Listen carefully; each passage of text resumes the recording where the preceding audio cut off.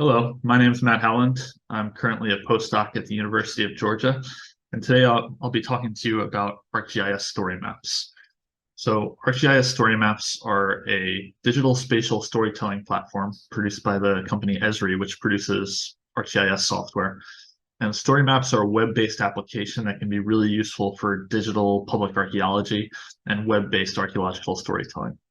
So StoryMaps use Esri's system of software and web-based applications. And I'll be talking to you today about some basic uses of StoryMaps, how to construct a story map, and how to get started with this platform and integrating multimedia data sets into compelling archaeological stories. One of the first questions we need to address is what subscription do you need to use ArcGIS StoryMaps? What is the cost to operate this software? So there's three possible user types that provide access to ArcGIS StoryMaps within the Esri system. The first would be a public account, which is a free account that allows anybody that signs up for an account on the ArcGIS Online website to use ArcGIS Online, which is Esri's online web mapping platform, and also StoryMaps, which integrates maps from ArcGIS Online as well as other multimedia data sets. So the public account has some limited functionality, but for those of you that are just interested in experimenting with StoryMaps and getting started with it, this can be a really viable option. There are two other user types known as creator and GIS professional accounts, which are the types of accounts that you would want to sign up for if you're not affiliated with the university that pays for ArcGIS and you want to use software platforms like ArcGIS Pro. These cost on the order of $550 and upwards dollars per year. So this is kind of a rare situation. A more common situation, many universities provide subscriptions to ArcGIS Pro, including ArcGIS StoryMaps. And so this is, especially in academia, a common source of story maps. So to summarize, I think the two main licenses that most users will use for ArcGIS StoryMaps are to use a free public account, which has some limited functionality, or to use a university login. That's usually often provided by the university that you work at, and this will allow you to use the full suite of features in StoryMaps. And I want to kind of close this discussion about subscriptions and cost for ArcGIS StoryMaps by mentioning that I'm not going to be speaking today about open source alternatives to ArcGIS StoryMaps, since I'm focused on this particular platform. Now, in order to speak more about story maps, what they are, what they look like in practice, it's useful to divide story maps into two potential categories for how you might publish a story map and how story maps might be used by users. So first example we can look at is using story maps as a way of publishing traditional scholarly publications in an open access format. So here you can see a recent publication by Hammer, Fitzpatrick, and on the subject of using hexagon imagery for archaeological research. Of course, this is a traditional publication, but here we have an example of this publication in open access story maps format. And this is really kind of an exciting way to publish research because we can see how this type of online interactive platform allows us to interact with the actual archaeological data that we're using in the publication. And so it's quite interesting to look at the data in this format. And both Emily Hammer and Jason have been doing some really interesting work with online spatial platforms in this avenue. Another example for how we might use story maps, and I'll give you an example of a story map that I've worked on, which is called the Kingdom of Copper, is for a more public-oriented audience that allows the general public and specific parts of the public to be able to interact with archaeological data and also have a more publicly oriented narrative. And so in this story map, you can see it's a scrolling interactive narrative that allows users to read text oriented towards a more public audience and interact and engage with text and archaeological data in a similar way as in the previous story map. So what data do you need to make an ArcGIS story map? Well, technically you don't need any data besides just a text narrative and maybe some images and video to add some multimedia components to a story map. But you can really make story maps more engaging through the extensive use of different multimedia data sets, including image, video, interactive web maps, deep maps that allow you to click different features on the maps. And so there's a lot of potential to really customize your map in accordance with what your users will want to see and the level of patience that they have to interact with all these different multimedia data sets. But at its simplest basis, a story map can be just a simple scrolling text and image narrative that allows people to see and understand the work that you're putting together in a different way. And I find it very helpful in the process of making a story map to start with a storyboard in a different application like a Microsoft Word document or a Google Doc, where I can build my narrative and help plan my story before I even enter the story map itself, and make sure my narrative is all set before I even start engaging with the story maps platform. Let's speak now about some of the basics of making your own story map, whether it's in a open access publication format or a public oriented format for creating a compelling narrative in story maps.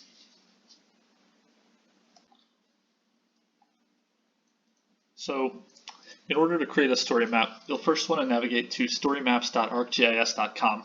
And here you have the opportunity to sign in, or if you haven't already done so, create an account. So that will bring you to this page, the ArcGIS StoryMaps homepage, which will give you the option to start a story, which is a clear first step. And once we launch our story, then it gives us an introduction to the Story Maps editor, which is a really convenient and easy editor for creating a custom story map. This editor functions with what's sometimes called a WYSIWYG editor, which means what you see is what you get. And so it's very simple to just add your text and images, and you don't have to know any kind of coding or anything like this to really create a quite appealing story map. So it's a straightforward first step to create a title for your story. I'll call it a new story map for ASOR. Perhaps a subtitle for the story map as well.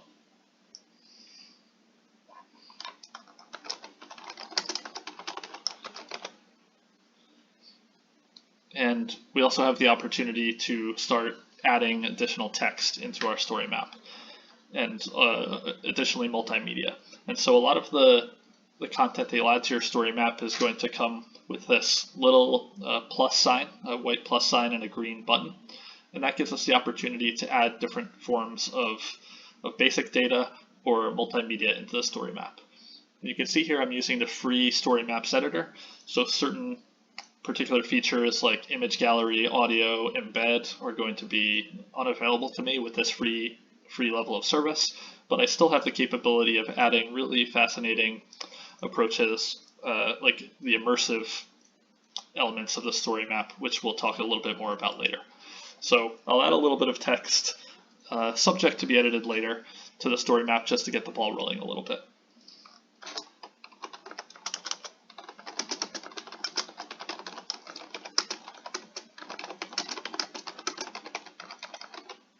And it's interesting, once you add text, you have the opportunity to, of course, make bold, italics, and I like to add frequent hyperlinks throughout my story maps.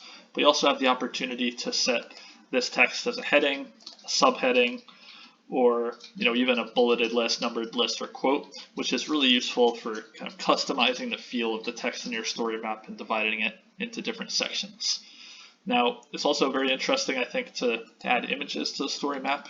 Here, I'll add a particular image into my story map that will allow me to add a little bit more multimedia.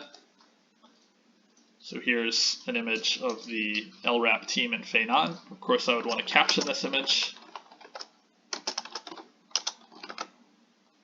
And if I scroll up here to the options, you can see that I have the opportunity to add an attribution, which might be important as a photo credit, and also alternative text, which is extremely important for accessibility. So that's an important aspect, which I always recommend that story map creators will add. And we also have the opportunity to set this image to be medium, large or even in line with the text, which I think really adds a more immersive aspect to even a simple image in this platform. Similarly, we can also add a cover image or video. I'll add actually the same image just as an example of what this might look like. And you can see here that this nice banner image will pop up as a background for the story map. Now, on the subject of designing text, customizing, and making our story map look nice, we can also come up here to the design window here, which will give us the opportunity to use certain preset themes, which really change the color and the font, allow us to really customize the exact look of our story map and make sure that the appearance of our story map is appropriate for the kind of data and the kind of story that we are really interested in telling. And this also applies to different options for the cover of the story map, and I think we can have some really nice results ultimately for how this looks. A further design element I want to talk about is, of course, customizing the author list of our story map. And on the subject of accreditation as well, or accrediting our story map, we have the opportunity to add credits down at the bottom, and also attribution for any kind of content, such as, for example, that image of the LRAP team in southern Jordan. Now, one other aspect that I like to add to story maps as well is adding a separator, which can be really useful for adding a new section. So I think if you add a little header text and then you have a little bit of discussion, and then you come down below and you add some more text that functions as a header again.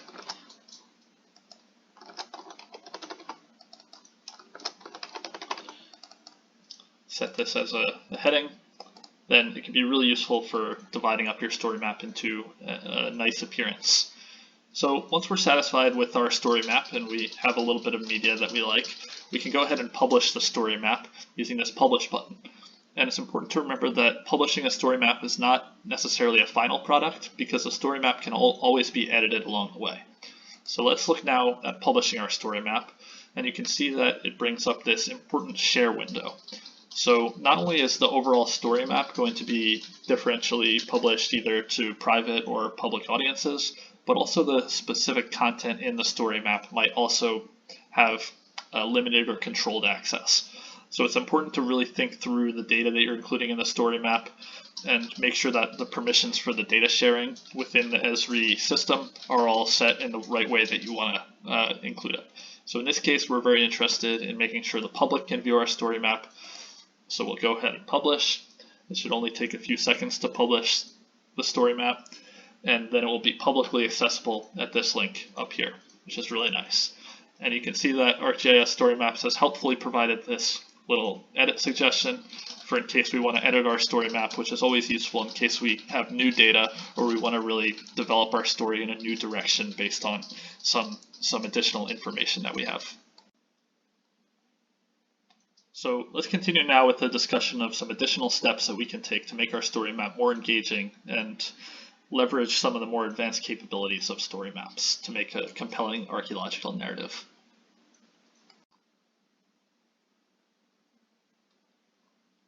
So now let's get into some of the deeper cuts in story maps and start to discuss some of the different features that can really be used to create an interactive and engaging and deeper story map than just a scrolling narrative with text and a few images.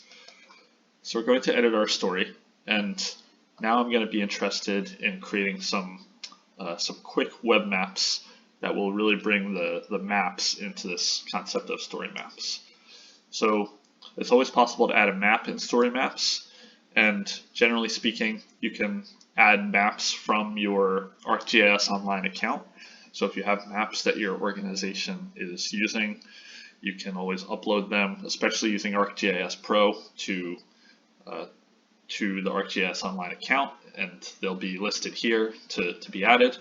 But it's even easier for beginners to the Story Maps platform to create an express map. And an express map is just a very simple way to add a new map that you create on the fly rather than spend a lot of time creating and crafting symbology. So here I'll make a quick map that shows some of the places that have been significant to me in my life, just to kind of illustrate a quick personal story. So I grew up outside of Philadelphia, so I'll write hometown here. I went to graduate school in San Diego. I'll write graduate school. I'm going a bit out of order, but I went to undergrad at Penn State. So I'll write undergraduate.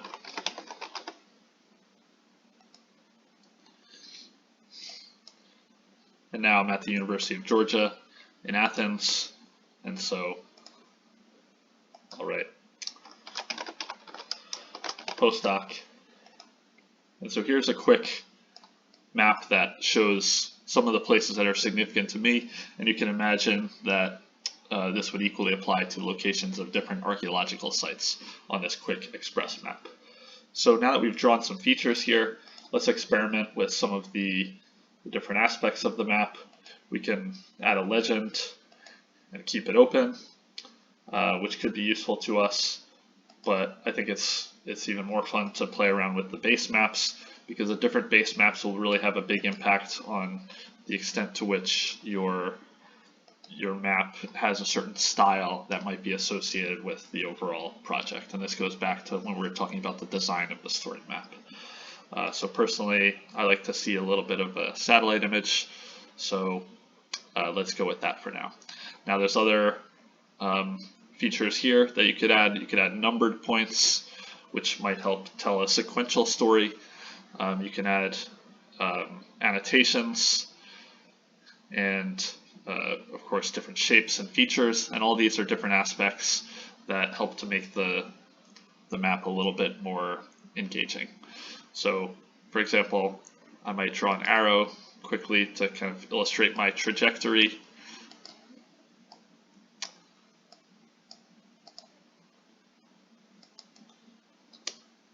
I could change the color of the line here. I'll continue to add a couple of arrows that show how I've moved around the country.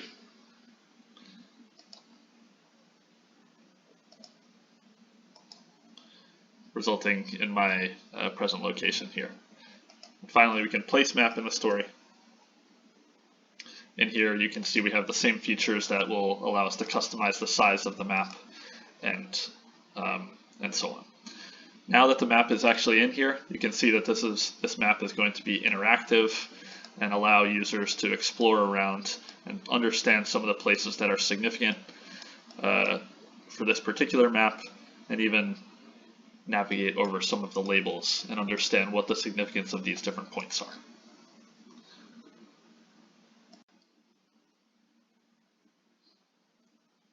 Now another way to illustrate the same kind of story showing movement around a location is to use some of the more immersive features in story maps.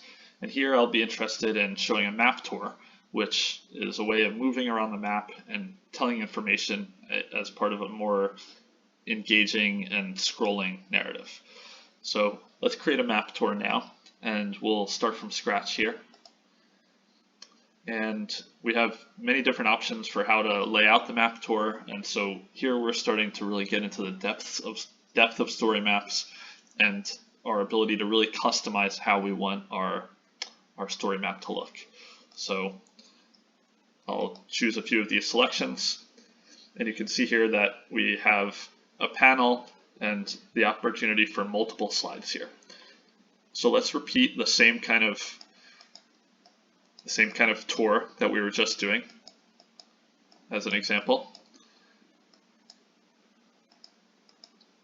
We can zoom in here to Philadelphia, and I'll add a location.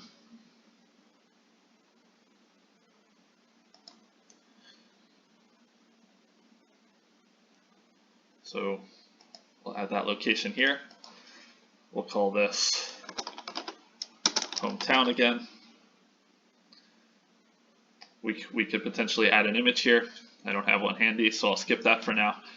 And now let's add a next slide to our map tour here. So for the second slide, I'll add a location again. In this case, we'll again go to State College, add that location. This will be undergraduate, add a description perhaps.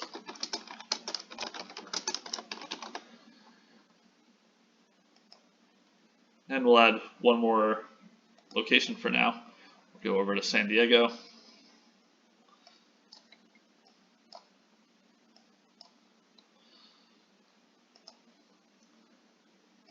Add that location.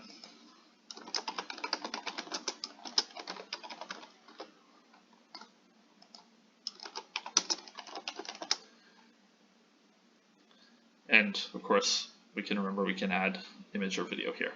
So let's be satisfied with this map tour for now and publish our story map and see what this looks like as for a reader or a user. So now that we've published it, we scroll as if we're a user, and we can see some of the content we've previously added. We can see this interactive map that allows people to kind of explore and see what's going on in the features we've added in our Express map. And now we come to a map tour here. And you can see hometown, and it will move us around this map through our steps. And we could have even customized the zoom level so that people would zoom in more. And of course we could customize the base map as well. So when we start to use these immersive features, we start to really get into the depth of story maps and the possibility to really make it a more engaging experience overall. And I want to point out that there are other immersive components to story maps that I won't talk about in this video, but you already saw them in the Add New Section button, so I encourage everybody to experiment with those features as well. Now for a look into some of the more sophisticated features of story maps, I'll give you a peek behind the scenes of my Kingdom of Copper story map and show you some of the more advanced features that I've applied in that story map that I think can be useful in really deepening engagement with the story map for the most interested and engaged users.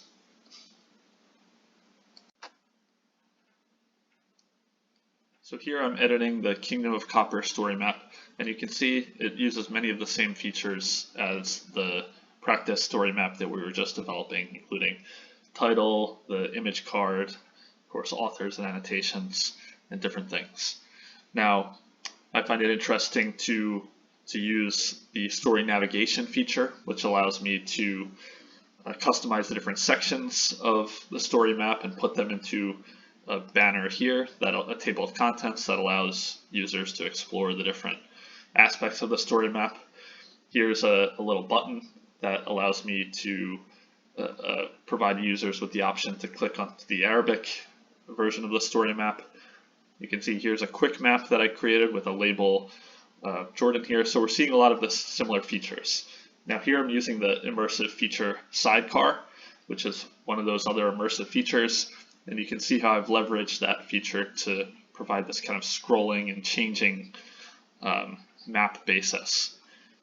Now in ArcGIS Online, when you add a custom map rather than an express map, you have the option to customize what your pop-ups look like and make sure that only the most relevant content shows up and not just the whole attribute table. And that includes even embedding images in the attribute table, the hyperlinks to images, so that they'll pop up in this pop-up when you click on the map. Here we also have the opportunity to provide these little interactive bits in the text that actually have map actions, which I find to be very interesting and useful.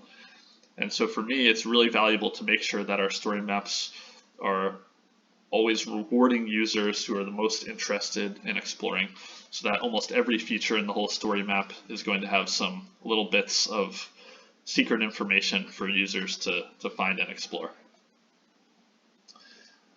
And this can include integrated video, links to articles and other even story maps. and always providing an opportunity for additional engagement.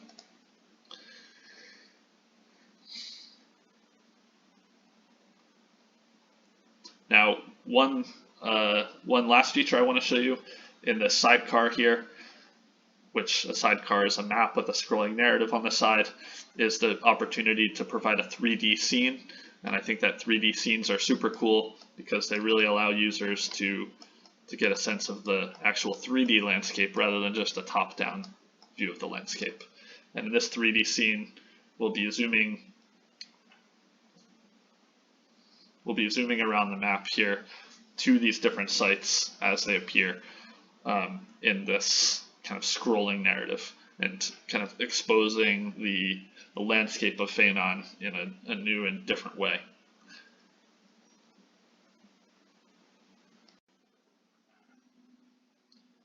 You can also see in this section of the story map how I've used the Sidecar app to actually integrate videos into their narrative that will allow users to sort of casually view a video while they read about the different aspects of archaeological research, including survey and excavation as well.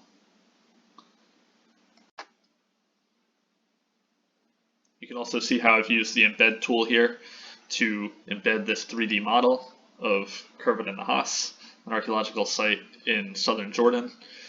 And it's interesting to provide users with the opportunity to interact with 3D models themselves in this kind of context of a scrolling and interactive narrative. I want to speak briefly about the role of accessibility in story maps. Of course, we already spoke about the possibility of adding alt text to your multimedia, which is important for accessibility. It's also possible to integrate embedded narration through audio files or video files, which can help for accessibility as well. And we also need to think about the ways in which our story maps are being accessed by people who perhaps speak other languages than English, by people with varying degrees of high-speed internet connection, and also the computational resources that are required to access some of these bigger digital data sets, like interactive web maps and 3D models especially. So there's not a hard and fast rule, I think, for accessibility, but it's important to keep these things in mind and definitely make sure to do the minimums of adding alt text to your multimedia in your story map, and just to keep accessibility in mind for your particular audience that you're intending your story map to be accessed by. Finally, I'll mention some other resources that can help you with developing your story map. Esri produces some great resources for having tutorials about how to make story maps and how to customize many features. I particularly like this article, which we'll link in the video description, that really kind of illustrates many of the steps that we've already talked about today for how to make a story map. And I'd also encourage you to check out the Esri ArcGIS StoryMaps competition, which runs on a yearly basis. So you can make your story map, submit it, and the story maps that have been selected as finalists or winners in the competition are really a great source of inspiration for what you can do with your story map. And there's a lot of depth to this program. I feel like it's very simple to make a straightforward story map with just simple images, and it's also possible to go very deep and provide for a lot of interactive engagement. So I encourage all of you to explore story maps, check out some different examples, and that will be a great basis for making your own story map and doing archaeological storytelling.